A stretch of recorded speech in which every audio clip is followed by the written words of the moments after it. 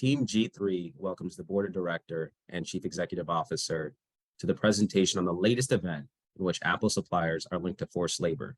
We will begin with values. Team G3 took a close look at our core values in light of the recent ethical and societal issues that have been brought up. We place supplier responsibility at the top point of our values. Let's take a look at how we aligned. Initially, we looked at Apple's stated values and compared them with what we had as defined executive values.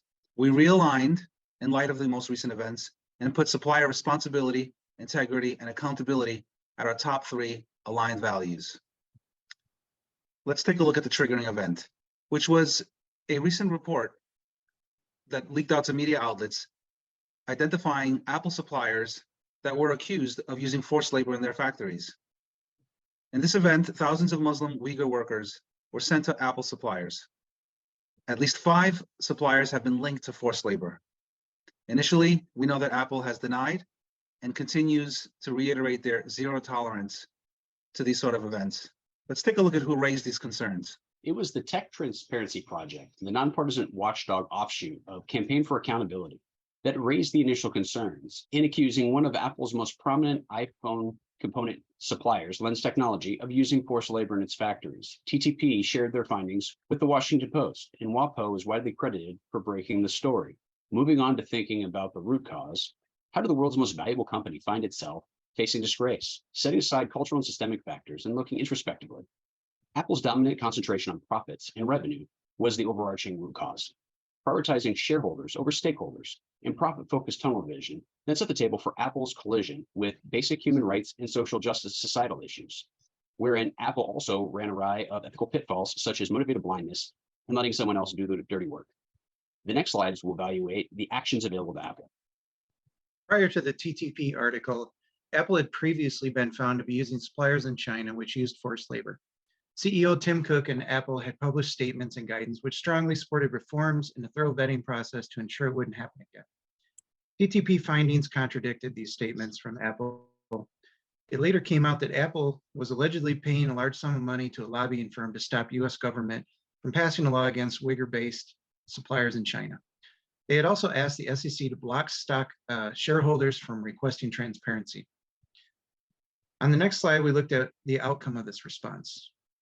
As you can see from this grid, the red is negative and the green is positive. The half-hearted response from Apple proved to be a failure in almost every way. Economically, the decision to turn a blind eye to forced labor was a positive. Costs stayed low, profits were high. But in every other way, their approach and actions to this issue showed that Apple had a motivated blindness to the issue and did not really want anything to change. There remained a risk of the scandal repeating again in the future. Next slide. Below is the recommendation that we considered and rejected. The recommendation was to enforce the zero tolerance policy espoused by Apple and sever the business relationship with the affected suppliers. However, doing so would lead to significant disruptions in our supply chain and would lead to increased costs and lost sales. As the next slide will show, the significant impact it will have on our shareholders and stakeholders. So our analysis shows that long-term, it's going to be generally negative for all our stakeholders, and therefore, this is why we have an alternate recommendation in the next slide. So our chosen recommendation is to collaborate with our stakeholders to have a stakeholder-centric approach to eliminating modern-day slavery from our supply chain. And to do so, we will commit to our already espoused values that we have outlined before, as well as partner with like-minded organizations and industry watchdogs, as well as realign incentives to find and eliminate these blind spots in our supply chain. So the next slide will show our analysis shows that in long term, this would be mostly beneficial for all our stakeholders. And therefore, this is our recommendation. And the next slide will go over this in more detail. So why is this the best possible course of action? So as we've outlined the event, what Apple originally did, our rejected recommendation, and now where we are with directly connecting executive team values to suppliers, it will allow for a stakeholder focus, which means new incentives that factors in all constituents, supplier responsibility, where we're ensuring products are manufactured in safe environments where human rights aren't infringed upon, integrity, eliminating potential use of forced labor by contractors, accountability, enhancing our oversight through these new strategic partnerships with global human rights and watchdog groups. Lastly, we've taken in consideration unintended consequences and how we will mitigate them. To prevent watchdog groups from receiving funding directly from Apple, we will establish a tech industry coalition to create bylaws and charters to prevent direct funding. Additionally, increased costs of supply chain disruptions are very important to prevent. We will identify and diversify our suppliers to minimize increased costs and production constraints.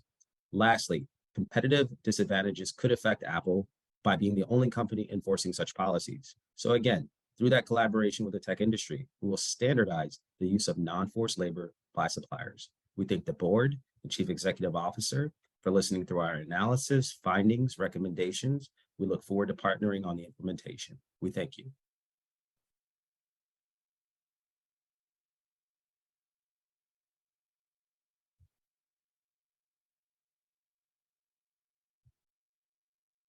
BG3 welcomes the media to today's press briefing to address the recent event with Apple suppliers being linked to forced labor. So the issue at hand, the watchdog group Tech Transparency Project conducted an investigation which uncovered Apple suppliers in China potentially using forced labor, specifically with the Uyghur population. Apple does acknowledge that small number of suppliers in China in the past have employed forced laborers. Apple remains committed to holding suppliers accountable, and we will evolve and improve our industry-leading efforts to combat modern-day slavery in our business and supply chain programs. We take this concern very seriously in addressing some of the blind spots that the watchdog group identified. We are very concerned about any human right violations connected to the production of our products, from cell phones to tablets, etc. We're also concerned about any reputational damage to our brand with our stakeholders, including employees, consumers, and shareholders. Lastly, we're also concerned about any diminished trust from our remaining supply chain partners, which could potentially decrease the ease of doing business with Apple. What should have happened? Apple prided itself as having the strongest supplier code of conduct in the industry. It had existing controls in place to prevent the utilization of forced labor. Our policies should have detected and identified any such violation. We acknowledge that this matter had surfaced blind spots in the original methodology employed by Apple. We will regroup on our strategy and reframe its method of attack to combat such humanitarian concerns from a more holistic approach. So we are 100% committed to addressing the root cause, and we have laid out a timeline to address these issues with our suppliers. Beginning in 2022, we're doubling down on executing and improving our existing strategies, as well as partnering with those oversight organizations we mentioned, and developing incentives and reporting violations in 2023 with our tech industry coalition. And lastly, we're going to be diversifying our supply chain. This reinforces the importance of identifying and eliminating ethical dilemmas to ensure corporate change. In closing, we have three key themes. Apple acknowledges our oversight miss, and we remain committed to monitoring and holding suppliers accountable. Secondly, we will implement these new initiatives through our collaborations with global human rights and watchdog groups. Lastly, Apple is 100% fully committed to all of our global stakeholders, including the prevention of labor and human rights violations. We want to thank the media for attending today's press briefing. We look forward to continuing to provide updates in the near future. We thank you.